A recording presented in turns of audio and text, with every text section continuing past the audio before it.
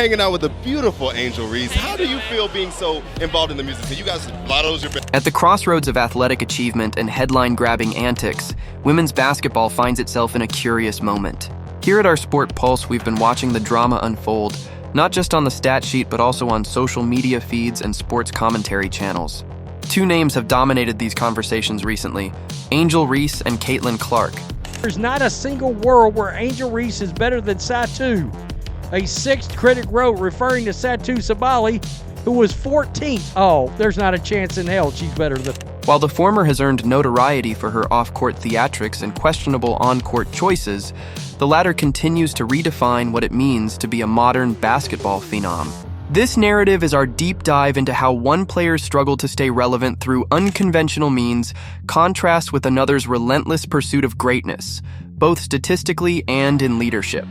Let's begin with a player who has become almost synonymous with controversy. But, look, I'm not dumb. I know she's not the 12th best player in the league. She might be like, what, 42? Something like that? I don't know. When you hear her name nowadays, it isn't always because of dazzling performances or jaw-dropping statistics. Instead, it's often tied to a brand that's as much about stirring debate as it is about scoring points. Recently, the headlines reported that Reese landed at the 12th spot in some rankings. But if you really stop to think about it, ranking her 12th doesn't reflect her actual impact on the court. After all, a discerning fan knows that her talents, or lack thereof, might well have her placed somewhere closer to 42 on an objective scale. This came after a season that saw her average 13.6 points, 13.1 rebounds, 1.9 assists, 1.3 steals, and 0.5 blocks. This isn't just an arbitrary number. It comes on the heels of a season where Reese's averages read like a strange highlight reel. 13.6 points, 13.1 rebounds, 1.9 assists, 1.3 steals, and 5 blocks per game. But look closer. One cannot help but notice a pattern. When you dig deeper into the numbers, there's a persistent issue. A substantial number of those rebounds, they're self-collected from her own missed attempts. In effect, half of her rebounding success is merely a side effect of missed opportunities. It's almost as if she's built her dominant stat line by ensuring that every missed layup becomes a chance to pad her numbers. Over the past few seasons, Reese has evolved her persona dramatically. Initially, she captured attention with trash talk, a flair for verbal sparring that caught the eye of fans and critics alike. Championship, and I said the other day I haven't had peace since then, and it sucks, but I still wouldn't change. I wouldn't change anything, and I would still sit here and say, like, I'm unapologetically me. Then came a period where her game seemed defined by a barrage of bricked layups, where missed shots were as much a signature move as her declarations of self-confidence. And now it appears she's ventured into the realm of alternative marketing strategies. Yes, that's right. While many athletes work hard on perfecting their craft, Reese seems to be busy ensuring her name stays in the spotlight.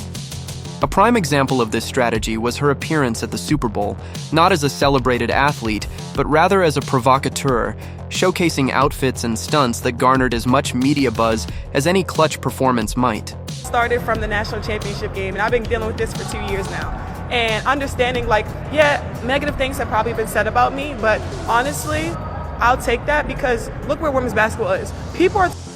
When a player is averaging nearly 15 rebounds a game, and a large portion of those come from her own airballs, finding new ways to generate buzz becomes almost a necessity.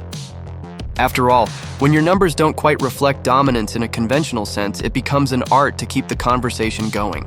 And for Reese, that art has clearly shifted from trash talk to off-court theatrics.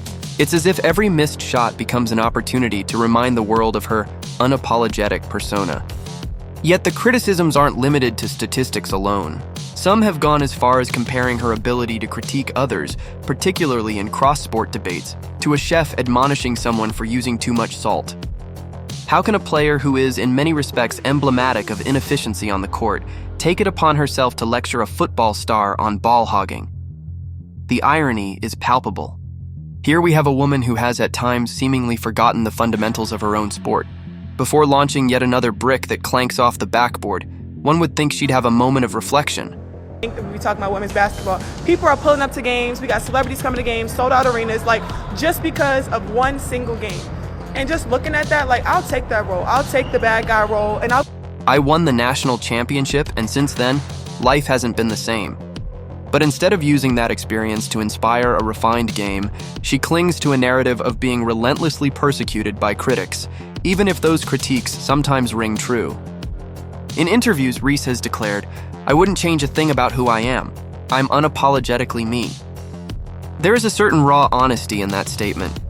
For many athletes who have weathered criticism, pain, and even personal attacks, ranging from death threats to baseless social media harassment, this resilience is admirable.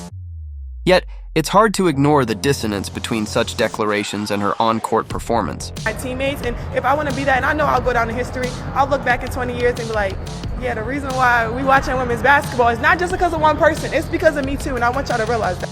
Instead of evolving her game to mitigate the flaws that critics point out, she seems to be content with a status quo that generates headlines, if nothing else, to draw attention away from her shortcomings on the court. It's a curious phenomenon. When an athlete's game isn't generating the kind of headlines that keep fans engaged, the lure of going viral by any means necessary becomes too tempting to resist. In Reese's case, it meant rebranding herself from a trash talker to an alternative marketing expert. She showed up in an outfit that some critics liken to a transition from Barbie to an OnlyFans content creator. A stark reminder that in a crowded media landscape, sometimes it's the off-court image that draws attention more than any stat line ever could. That once again, Angel Reese's teammates have to carry her to a victory. Oh my goodness, today, Angel Reese fans are celebrating. For those watching, it's hard not to notice the disparity between the attention given to her on-court mishaps and the viral nature of her off-court persona. While her performance in games is riddled with missed shots and questionable decision-making, her social media presence has become a case study in modern branding. And here lies the irony. When you have a player whose actual contributions on the court are questionable, turning to flash and fashion as a means to stay relevant becomes almost inevitable. After all, if you're not making an impact in the game, you must find another way to ensure that your name remains on the lips of fans and critics alike. Yet, as many argue, this isn't the route to true athletic greatness. True legends are made by refining one's craft, by turning failures into stepping stones for improvement.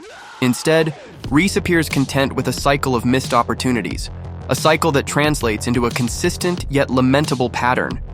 She will always, no matter what happens, ensure that she remains the central focus of her own narrative. Another double-double.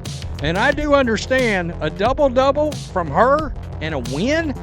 That's Jurassic Park rare. I mean, that's rare.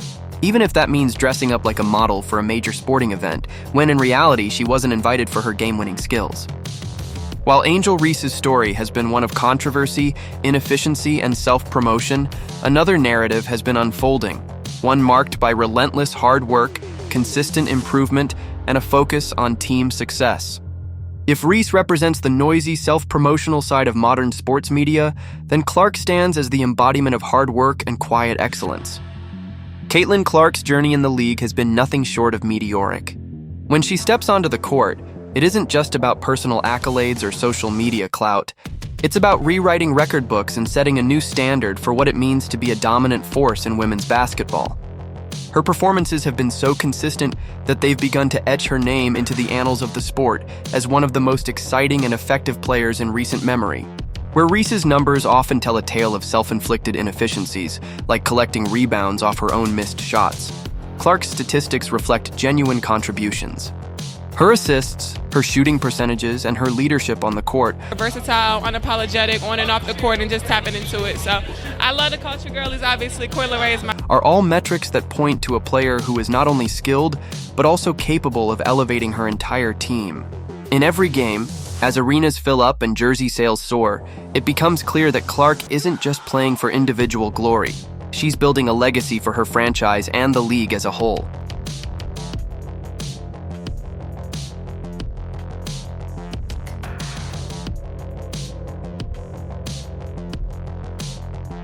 Whether it's her ability to drain deep three-pointers or her uncanny knack for finding open teammates with precision passes, every action contributes to an overall narrative of dominance.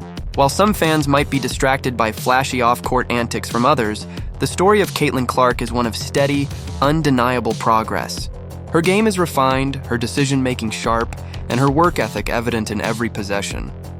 It's almost as if two different worlds exist side by side. On one hand, you have a player who, when given the opportunity, could be held accountable for missed shots and self-collected rebounds. Make her look good? This makes her look terrible. I'm shocked. Her fans are celebrating sequence right here. On the other hand, you have a player who consistently makes the right decisions, executes plays with precision, and continually raises the bar for her peers. For many, the contrast couldn't be starker. While Angel Reese's highlights often consist of awkward, clanging layups and questionable passes, Caitlin Clark's highlight reel is built on record-breaking performances and basketball IQ that dismantles even the best defenses. As the new season draws near, the ripple effects of these individual narratives are felt not just in player comparisons, but in how teams are built. The Indiana Fever, a franchise with a storied past and an eye toward future glory, have recognized something vital in Caitlin Clark's game. They saw beyond the flashy numbers and viral stunts. They recognized the kind of generational talent that can anchor a championship run.